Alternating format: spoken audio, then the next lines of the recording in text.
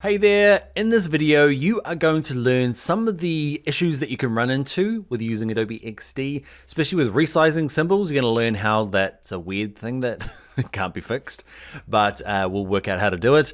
The other thing is when you're working with repeat grids, sometimes they just disappear and you're like, what do I do now? Okay, so we're going to work through that in the class, plus how to add and update to repeat grids. All right, buddies, let's jump in. Okay, first thing we're going to do is just duplicate our dashboard. We're going to end up with that courses page. So double click the name at the top here, courses.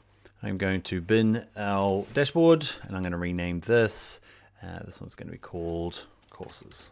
So an instructor can log in, check their stats and see what courses they've got made and edit them, that type of thing. That's what this is meant to do anyway.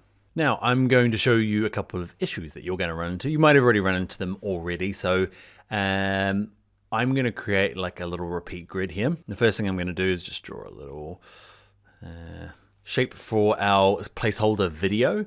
I want it to be an image, like a little thumbnail. So I'm going to grab the image and we might have it in our assets panel. We do there, icon image. I'm going to drag this out.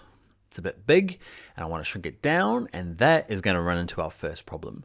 So symbols are awesome. The problem is they can't be different sizes. I know you're like, what? I'll show you a link at the end where you can go to and request this feature from Adobe. You might be in the future and it might be totally doable. It's not at the moment. So what ends up happening is like, I want to resize this, right? I can't resize it until I like double click it. And now I'm inside that symbol and now I can resize it. Okay, remember we have to turn our responsive resize off. We did that earlier in the course. So I've made it smaller. Okay, and I come out of it by just clicking outside, and that's cool, I've resized it. What's wrong, Dan? Go back to the original though, back to the beginning here. Where are you? These guys got teeny tiny, because they're all connected. So I'm gonna undo again. Ooh, you can't undo that. There's even extra problem. No, you can. Just gotta keep undoing. And hopefully now back at the beginning, they're back to the original size. All right, so what do we do? Basically, it's just, there's no real good way. You make it not a symbol. So right click it, say ungroup symbol, and now it's not a symbol anymore. They are not connected. So I'm going to shrink it down, and this just happens to be, I might just probably live with it, the bigger size, but I guess I wanted to show you here as a problem. So now I can resize it. I could turn it into like another symbol. I could say, actually, there's icon image large and small. But how helpful is that now? It kind of loses its, this would be my small version. Why not? Let's just do that. All right, so that's one of the problems. The next one is, I'm just gonna skip ahead while I'll get the editor to zoom this forward because I'm just gonna build some stuff. I need to create our problem first, so I'll do that and I'll explain it in a sec. So I will see you in a zippy sec.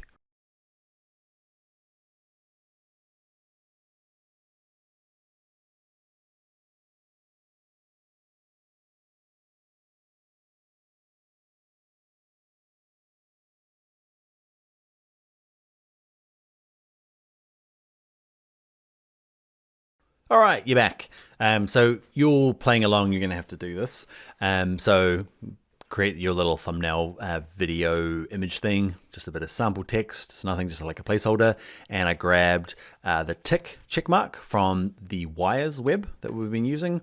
And the trash is just in your exercise files in the images and icons. And there's one in there called trash. So we do it, and I want a few of them, right? So I'm gonna use our sweet new repeat grid. So I've selected them all. Repeat grid, please. They go green. I can just go wham. I love that. Okay, so I've just got lots of them. Cool. Now, where is the problem? This is the problem you run into is I actually want this, two things I wanna do. I wanna add to this repeat grid. Okay, I forgot conveniently to kind of show you, I guess, is I want to add like an edit button. There's a turn it on and off. There's a delete, but I want there to be an edit button so you can go into the course and do some edits. So how do you do it? First of all, let's bring in the edit icon. So I'm just going to go to my import. So file import. There's one in here called edit. Okay, so it's in the exercise files, not in images and icons. I've got a separate folder called icons. Let's go to edit. And bring in the SVG, there it is there. Okay, what color is it gonna be? I'm going to switch it to the blue to match everything else. Cool, so I wanted to get in here and repeat. So how do I get it in there? I grab it, I go edit, cut. Okay, it's gone. And then I go double click to go inside. And it's like what you did with symbols, repeat grid shares a lot of the kind of same sort of functions. Okay, so you double click it to go inside, and you don't have to, it doesn't matter what you've got selected in here. As long as this kind of like thick green line appears, I can just go paste. You can see it appeared on all of them. And that's just the way of getting stuff in afterwards, okay, if it wasn't in there originally. Cool, so I'm gonna have it edit. That'll do. Cool, so that's how to get stuff in there. Not really a problem. Where the problem lies is, that's more of a trick to kind of add to repeat grids. The problem is this, is actually, I've decided I want this to line on the edge of my grid here. Okay, so just under where it says start trial, I want these all to be right aligned. So watch this, double click to go inside, didn't get it, double click on something easy. That was easier to click on. So I'm inside my repeat grid. I'm gonna select all you guys, and I go, just come over here. Okay, they all just disappear. This is a bit weird. So you've got two options now.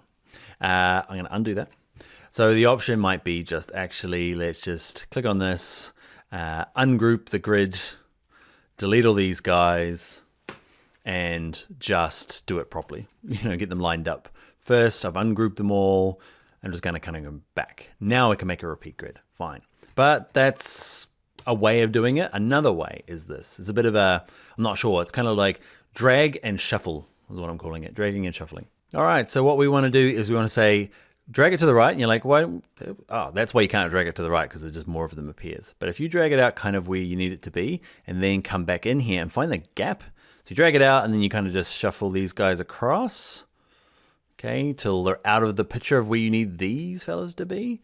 Then I can drag it back in to get rid of them. Bye, guys. But there's enough room now for these fellas. So now I can double click it, drag it across, and then I move them across, and we're sweet. I made it. Have I made it look easy? Kind of. I always find how, like, if you are following along, you're like, oh, I'll give that a go. Seems easy. And you're like, man, it's wrecking my head. It does wreck my head too. So often I just ungroup it and start again. So yeah, just so you know, there will be times where you're like, oh, I just want to move this to this way. And you're like, oh, I can't because the edge isn't there. So I'm just going to extend this out. But there's just some issues when it comes to repeat grids. It might be easier just to ungroup it, right click it, ungroup grid, and delete everything you need and just start again.